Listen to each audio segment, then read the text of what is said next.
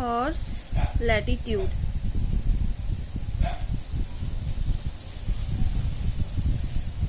आज का टॉपिक है हॉर्स लैटिट्यूड। हॉर्स लैटिट्यूड क्या होता है?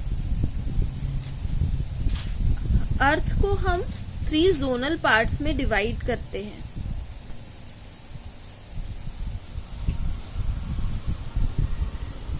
Tropical zone, temperate zone,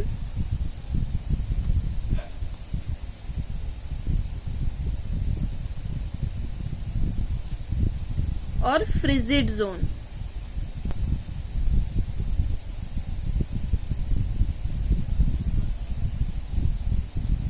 tropical zone, temperate zone और फ्रिजिड जोन। ठीक है। और हमने देखा था कि 0 डिग्री इक्वेटर अर्थ को 2 इक्वल पार्ट्स में डिवाइड करती है। पहला होता है north hemisphere,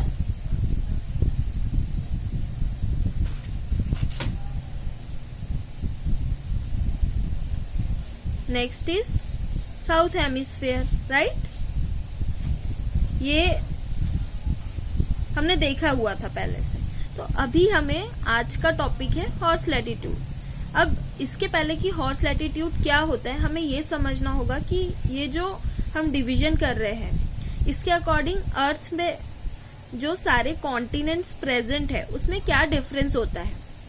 0 degree equator, right. यहाँ 0 डिग्री इक्वेटर के पास में देखा जाए तो एवरग्रीन फॉरेस्ट मिलते हैं। यहाँ मैक्सिमम टाइम रेनफॉल होता है। यहाँ का क्लाइमेट काफी अलग होता है 0 डिग्री का, और 0 डिग्री से 5 डिग्री ऊपर और 5 डिग्री नीचे, मतलब 5 डिग्री नॉर्थ से लेकर 5 डिग्री साउथ के बीच का जो जोन होता है वो काफी डिफरेंट एटमॉस्फेयर का होता है। यहाँ पे क्लाइमेटिक कंडीशंस काफी डिफरेंट होती है। यहाँ पे आपको हर दिन बारिश मिलेगी, every day is a rainfall, और हर दिन आपको हाई सन टेम्परेचर मिलेगा, बहुत ज्यादा सन रेज मिलेगी। ओके, सो ये तो बात हुई कि यहाँ पे डिफरेंस कैसे होता है। अब जैसे जैसे आप अर्थ पर 0 डिग्री से टुवर्ड्स नॉर्थ जाएंगे तो आपका यहाँ पे टेम्परेचर धीरे धीरे कम होता जाता है, राइट। इसीलिए हम इसके tropical zone, temperate zone, frigid zone में डिवीजन करते हैं। ठीक है। इसी तरह जब हम नीचे आते हैं साउथ की तरफ अगेन, तब भी टेम्परेचर धीरे धीरे कम होता जाता है ना। मतलब अर्थ का सबसे ज्यादा जो टेम्परेचर हमें मिलता है वो कहाँ मिलता है? हमें 0 डिग्री इक्वेटर के आसपास के एरिया में मिलता है। और उसमें भी अगर हम देखें तो हमने ये डिवीजन देखा था, right. 23.5 degree north, 23.5 degree south, इसके बीच का जोन ट्रॉपिकल जोन था। ठीक है। आप सोच रहे होंगे मैं इतना शॉर्ट में बता रही हूँ, बट नहीं, इसके पहले मैंने ये जोनल वीडियो डाला हुआ था, शायद आप लोगों ने देखा होगा। नहीं देखा होगा तो आप उसको एक बार देख लीजिएगा, ये उसके आगे हम पढ़ रहे हैं। तो ट्रॉपिकल जोन जो है, ठीक है, यहाँ पे मैक्सिमम टेम्परेचर आपको मिल गया। अब टेम्परेट में या फ्रिजिड में गए, टेम्परेचर कम होने लगा, राइट। अब इसी के साथ साथ इस पूरे होल कैरेक्टर को अंडरस्टैंड करने के साथ हमें एक चीज और समझनी होगी कि अर्थ पर जो पूरा का पूरा नॉर्दर्न हेमिस्फीयर है, मतलब 0 डिग्री नॉर्थ से लेकर 90 डिग्री नॉर्थ का ये जो पूरा सेमीस्फेयर या हेमिस्फेयर हम इसे बोलते हैं, ये पूरा जो एरिया है इसमें नॉर्दर्न साइड में ही सबसे ज्यादा कॉन्टिनेंट्स मिलते हैं। मैक्सिमम कॉन्टिनेंट्स जो प्रेजेंट है वो नॉर्दर्न जोन में है, ओके, नॉर्दर्न हेमिस्फीयर में। सदर्न हेमिस्फीयर में सबसे ज्यादा सीज आपको मिलेंगे, सबसे ज्यादा ओशंस आपको मिलेंगे। यहाँ पे लैंड पार्ट जो है वो कंपैरेटिवली कम है। यहाँ पे आपको बहुत ज्यादा हाई हिल्स नहीं मिलेंगी, बहुत ज्यादा माउंटेन्स नहीं मिलेंगे। यहाँ पे आपको ज्यादातर चीजों में एक ऐसा एरिया मिलेगा जहाँ पे फिजिकल वेरिएशंस बहुत कम होते हैं।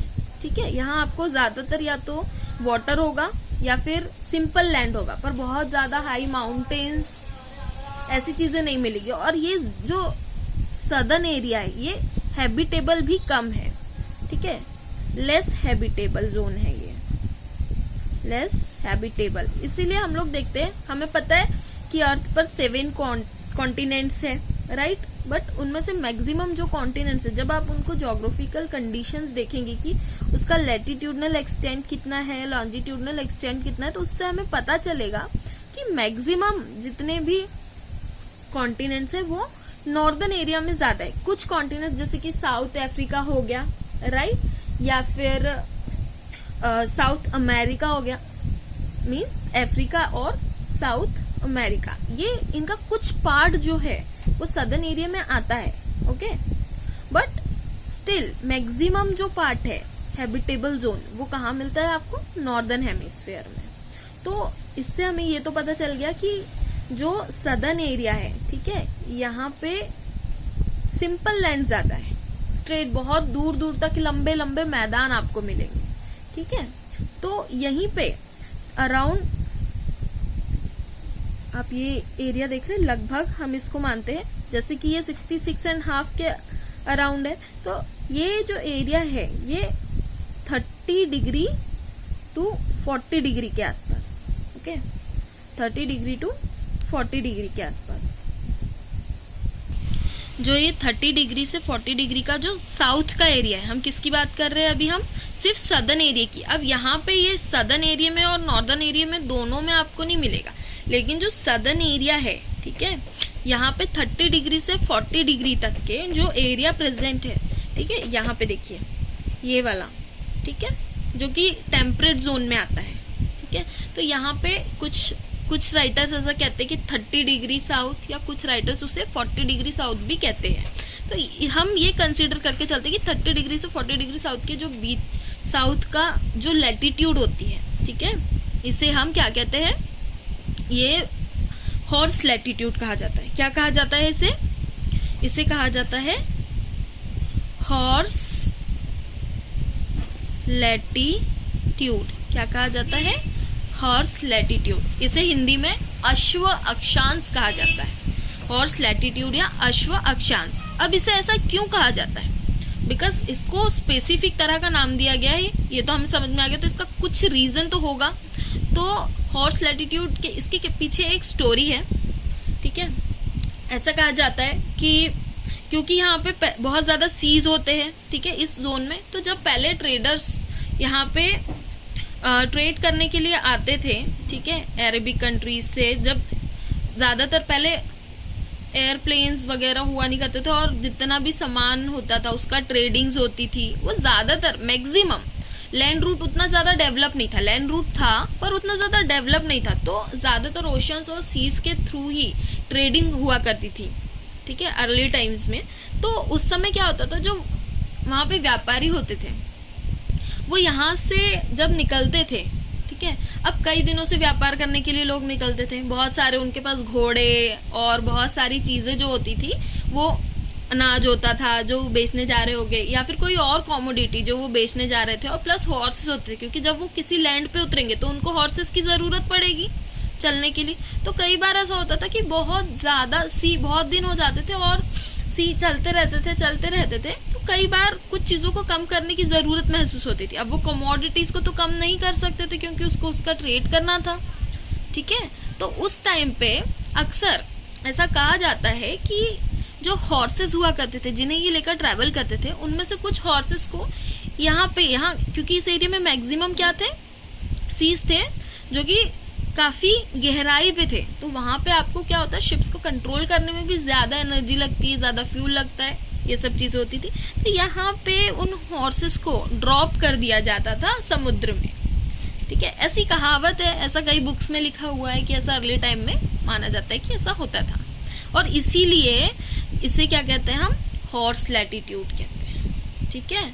और इसे हॉर्स लैटिट्यूड इसलिए कहते हैं। और एक और कहानी इसके पीछे ऐसी है कि यहाँ पे जो हवाएं चलती है, क्योंकि यहाँ पे ज्यादातर लैंड वेरिएशंस कम है ना। लैंड वेरिएशंस मतलब हम क्या बोल रहे हैं, जो उच्चावत भी कहते हैं, जहाँ बहुत ज्यादा हिल्स, प्लेटोस, प्लेन्स अलग अलग नहीं है ना। लॉन्ग रूट पे या तो आपको सीज मिलेंगे या तो प्लेन्स मिलेंगे मैक्सिमम। तो हवाएं जब चलती है तो बहुत ही ज्यादा स्पीड से चलती है, ठीक है। तो स्पीड को कंसीडर करते हुए भी इस जो लैटिट्यूड है इसे हॉर्स लैटिट्यूड कहा गया। ओके, सो होपफुली आपको ये टॉपिक समझ में आया होगा। हम किसी टेक्निकल इश्यूज की वजह से काफी दिनों से वीडियोस नहीं बना पा रहे थे, बट हम कोशिश करेंगे कि इसे अब हम कंटिन्यू रखें और इसी तरह के शॉर्ट वीडियोस के तौर पर आपको मटेरियल प्रोवाइड किया जाएगा। Thank you.